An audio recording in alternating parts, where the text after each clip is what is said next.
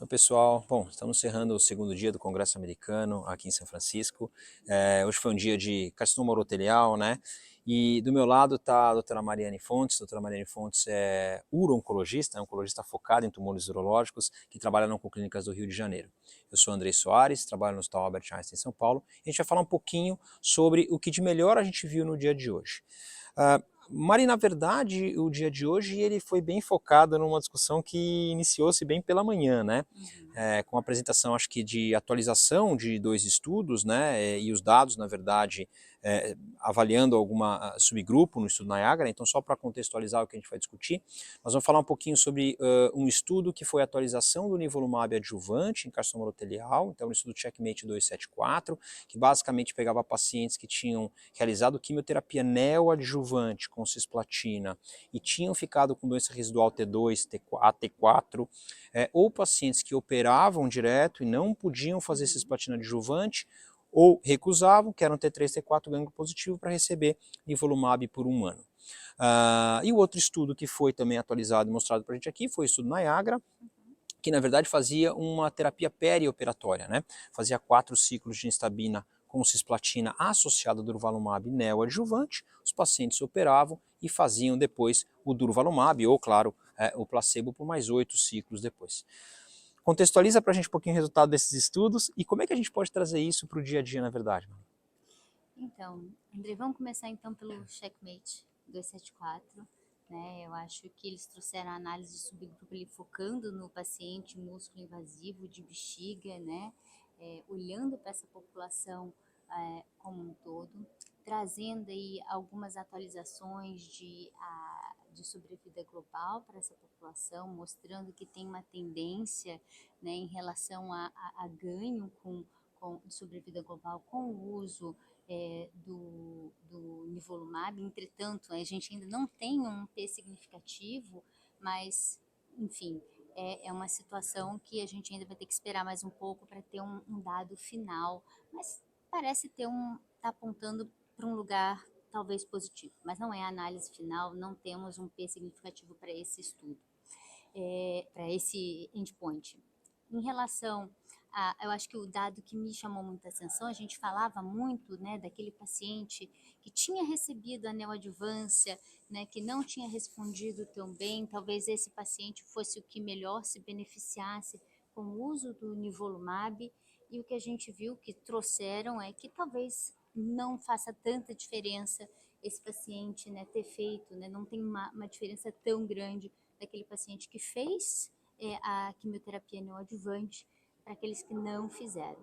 E mais uma vez eles trazem, né, esses mesmos dados para essa subpopulação, né, aqueles pacientes que tinham PDL1 positivo, de fato parece ser a população que melhor beneficia dessa estratégia. Então, começando a dar para a gente alguns nortes em termos de prática clínica, né, mas é uma pena ainda que a gente ainda não tem dados de sobrevida global, né, que batam o martelo em relação a essa terapia. Eu acho que os pontos que você trouxe foram muito interessantes, que foi, acho que, o grande cerne da discussão. A gente não pode esquecer que o desenho inicial do estudo, ele avaliava carcinoma urotelial, então apesar de ele ter em torno, né, de 80% de tumores de bexiga, ele tinha 20% de tumores de trato alto. E o que a gente viu hoje aqui, a gente tem que tomar muito cuidado com essas pequenas nomenclaturas, foi a análise, né, eles mostraram análise rapidamente da população ITT, mas focaram muito na população com tumor de bexiga, provavelmente porque a gente sabe que eventualmente a imunoterapia parece que funciona melhor realmente em bexiga, existe uma certa diferença talvez genômica entre esses tumores de trato alto e tudo. Então, primeiro assim, começamos a nichar paciente de bexiga, depois você trouxe um ponto muito importante, né, e foi até perguntado isso, né, nas questões do final. E a população PDL negativa que não foi mostrada, quer dizer, ela ficou meio escondida aqui do que a gente tinha, e o que a gente sabe é que realmente o benefício parece estar sendo puxado, então, por a população com câncer de bexiga, PDL1 positivo. Talvez indiferente se recebeu ou não quimioterapia. Mas tem um ponto que me chamou a atenção também no estudo, que eu acho que a gente tem que ficar muito atento com esses resultados de sobrevida global, que eles podem maturar e ser positivos estatisticamente, mas tem um ponto importante. Da população placebo, que é mais ou menos 50% do estudo, só 26% recebeu imunoterapia na sua progressão. Então, a gente tem que tomar cuidado com as terapias subsequentes. Se os pacientes não são tratados, a gente tem que tomar cuidado se eles realmente vão ter um benefício sobre o global, ou se a gente só está tratando mais cedo e empurrando um pouquinho essa curva, né? Com certeza, né? Então, assim, isso é um ponto de extrema importância que impacta, né, na sobrevida desses pacientes a longo prazo. E o perioperatório, para você depois falar como é que você vai fazer isso na prática com esses resultados aí? O perioperatório, né, como você já falou, esse foi um estudo que acabou sendo plenária da ESMO no passado, então agora acho que as pessoas estão esmiuçando um pouco mais esses dados, né, e eles trouxeram uma avaliação inicial aí mostrando a resposta patológica completa, né, desses pacientes, mostrando aí que cerca de 37% desses pacientes tiveram uma resposta patológica completa. É óbvio que teve toda uma discussão de e se tiver resposta patológica completa, o que, que a gente faz? Precisa de fato seguir com Durva com mais 8 ciclos ou não? Né? Entre outras discussões sobre o tipo de quimioterapia que a gente deve utilizar como a nossa escolha, né? Então, eu acho que esse estudo que é um estudo que potencialmente vai mudar a prática clínica, né? Ele traz aí para a gente algumas novidades mesmo em relação a essa questão da avaliação em termos da resposta patológica completa. Eu queria até saber a sua opinião, Andrei. O Tom Paulo falou tanto, né, dessa questão de como se avalia a resposta patológica completa, né, em relação a outros estudos. Muitas vezes eles englobam a população como um todo, aqueles que fizeram cistectomia, aqueles que não fizeram e avaliam a resposta patológica completa na população como um todo, e outros estudos só avaliam A aqueles peça. pacientes que fizeram a cirurgia. E isso, para nós, oncologistas, que talvez estamos passando mais batido por esses dados, é um fator confundidor, trazendo a dúvida, talvez esse esquema é mais potente Que do que outro? o outro. Essa colocação foi perfeita. Eu acho que a gente tem que realmente ter um pouco de padronização, né? A gente sabe que há uma falha muito grande, né, da avaliação de resposta patológica, ou resposta clínica completa, porque você não está operando, né, pelos exames que a gente tem. Mas você faça uma boa citoscopia, você faça citologia, faça exame de imagem, seja como for, a gente sabe que existe uma falha nesta população que fica com doença e não seria a resposta completa, e eventualmente a gente está considerando. Então acho que essa diferença é importante. O que eles mostraram, né, que é o benefício do durvalumab na Sim. população com resposta patológica completa, ou até mesmo nos respondedores, né, nos respostas parciais, é que aparentemente o benefício do durvalumab seria o mesmo nessas populações. Veja, é uma análise subgrupo, então a gente tem que entender que é um estudo positivo de Sim. sobrevida global, porque todos os pacientes, respondedores ou não, fizeram isso, mas a gente consegue entender um pouquinho aqui que aparentemente quem está sendo o drive da grande benefício sobre o global é o paciente não respondedor. Para a gente, o paciente que a quimio não foi suficiente, a gente está dando algo a mais para ele, talvez tratando mais precocemente ou não com imunoterapia, mas esse é o paciente que está se beneficiando, porque quando a gente olha as curvas, tanto do respondedor completo quanto do resposta parcial, eles cruzam de novo, é uma análise subgrupo, mas eles cruzam levantam essa possibilidade, além de que tem muitos pacientes censurados nessa curva. Então eu acho muito precoce a gente dizer qualquer coisa, até porque esse dado é importante a gente trazer para o câncer de pulmão, né? É uma grande discussão, né? A gente tinha os estudos de adjuvância que davam sobrevida de recidiva, mas não davam sobrevida global, teve o grande estudo com o nivolumab neoadjuvante, se não estou enganado, 816, checkmate, mas a gente viu que realmente o que mudou foi o perioperatório, né? Que é o Keynote 677, que realmente os pacientes faziam. E a discussão é que a fase complementar adjuvante em quem teve resposta patológica completa não tem benefício. Não se expõe a toxicidade, a custo, uma série de coisas. Então, acho que o primeiro ponto que a gente tem aqui é realmente, na minha visão, na minha prática, estamos trazendo isso para o dia seguinte, eu queria ouvir você, mas acho que o perioperatório com o imuno é o que tenho dado. A gente pode até ter o outro para tentar poupar o paciente, a gente não consegue selecionar com célula tumoral circulante. E no respondedor completo eu teria uma discussão um pouquinho mais próxima do paciente. Como é que você vai encarar esse paciente aí? Eu acho que talvez eu tivesse um limiar muito mais baixo para suspender a terapia, né?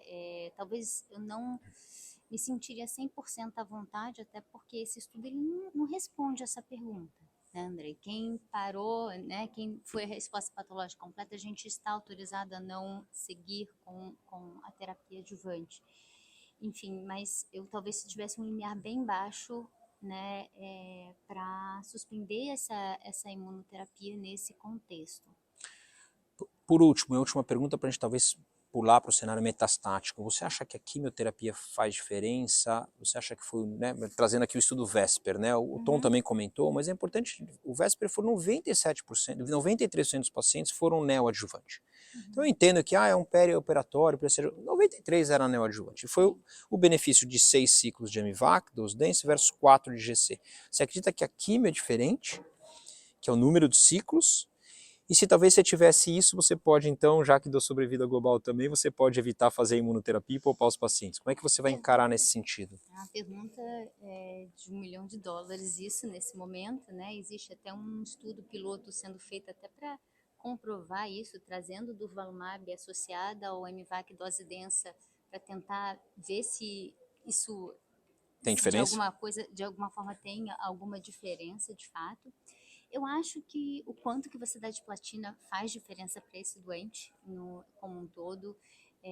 Eu não sei se eu concordo 100% com o Tom, eu acho que o MVAC dose densa, ele tem o seu valor, eu acho que quem faz isso no dia a dia, vê esses pacientes, acabam respondendo mais,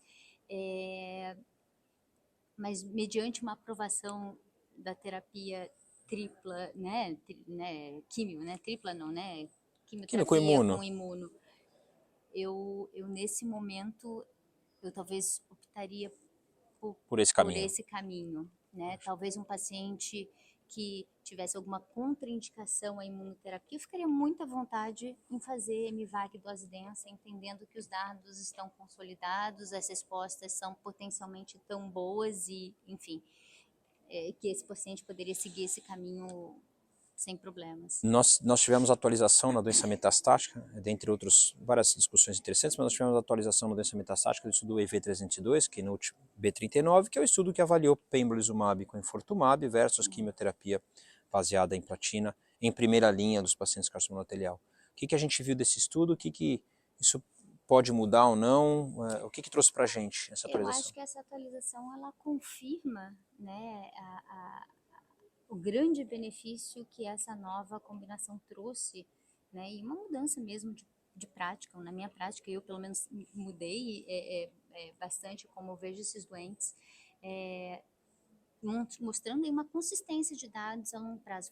Agora a gente está com quase 3 anos, né, isso, 2 anos e meio, né, de acompanhamento, mostrando que ainda ver com pembro mantém aí quase que o dobro de ganho de sobrevida global, de sobrevida livre de progressão, né, mostrando uma consistência desses dados, né, de superioridade em relação à quimioterapia. Eu acho que isso consolida o EV e pembro nesse cenário de uma maneira cada vez mais robusta. Eu acho que chama muita atenção, né? A gente não vê hazard ratio na oncologia de 0,5 para sobrevida global, né? Então acho que Exatamente. realmente Uma chama taxa de atenção. resposta completa de De 30%, 30%. né? Para uma população que a gente tinha certeza que antigamente iam morrer com 1 ano. E uma duração de resposta que Esse é eu um ponto que eu acho ia que é puxar, espetacular esse. exatamente isso. Eu acho que uma duração de resposta nunca vista antes. A gente viu, eu fui, né, fiquei prestando atenção nisso, porque assim, a gente foi ver 37 meses em quem respondeu e não alcançado em resposta completa. Eu levo isso, por exemplo, para o estudo Checkmate 901, genstabina, cisplatina, inivolumab, lembrando que é só cisplatina, aqui ainda é uma população, né, um pouquinho mais específica. Quando a gente avalia os respondedores completos, ótimo, foram também lá 27 meses, tudo bem, que ótimo. Mas quando a gente avalia, por exemplo, resposta, foram 9 meses e meio. Sim. Quer dizer, ou o cara tem lá aqueles 20% de resposta completa, que é menor no estudo Checkmate 901, para ter o benefício, ou não faz diferença a adição ali. Então acho que o enfortumab ele tem um papel importante, talvez uma imunomodulação, morte imunogênica, celular imunogênica, então acho que deve ter esse papel. E aí a pergunta que fica, existe, duas perguntas que eu vou deixar para a gente finalizar aqui na prática. A primeira, são capciosas, tá? A primeira, você, para todo mundo, está fazendo PEM-BREV indefinidamente? Ou você está parando em enfortumab ou só ajustando quando precisa dose? Essa é a primeira pergunta. A segunda é, existe espaço para genstabina, cisplatina e nivolumab ou para genstabina e platina não progrediu avelumab? Então, vamos lá. por enquanto, os meus pacientes que estão fazendo EV e Pembro estão fazendo continuamente. Eu tenho alguns pacientes que pararam por outras questões, não necessariamente por uma interrupção por recomendação médica, que responderam muito bem e estão sem evidência de doença, já com alguns que tem mais de 6 meses de acompanhamento sem tratamento. Então, assim, é um dado animador, que é paciente com doença metastática nesse sentido, né, você fica bastante surpreso com esse tipo de resultado. E eu acredito que talvez tenha uma população mesmo, que talvez a gente não precise fazer indefinidamente, né, EV com Pembro, né, talvez fazer como a gente faz com químio, né, a gente faz um momento ali de Um ataque. uma indução, sei lá como a gente vai chamar isso, e seguir com Pembro por mais um tempo, né? No caso que eu estou aqui exemplificando, a pessoa até parou As duas drogas. as duas drogas, enfim. Então eu acho que cabe definitivamente isso ser estudado e talvez caso a caso alguém, né, se alguém pensar em parar, não se sentir tão culpado em parar. Existe papel, GC, Inivo e Javelin, estratégia? Papel eu acho que pode sempre existir, mas talvez eu encarasse hoje como Uma alternativa. uma alternativa, mais do que uma opção de primeira linha, né? Legal. Mari, foi ótima a discussão, a gente podia ficar aqui bastante tempo, mas vamos encerrar e a gente tem outras oportunidades para discutir. Obrigado pela participação, foi ótimo, tenho certeza que quem vai acompanhar vai ter um belo resumo das discussões aqui do dia. Obrigado. Obrigada pelo convite.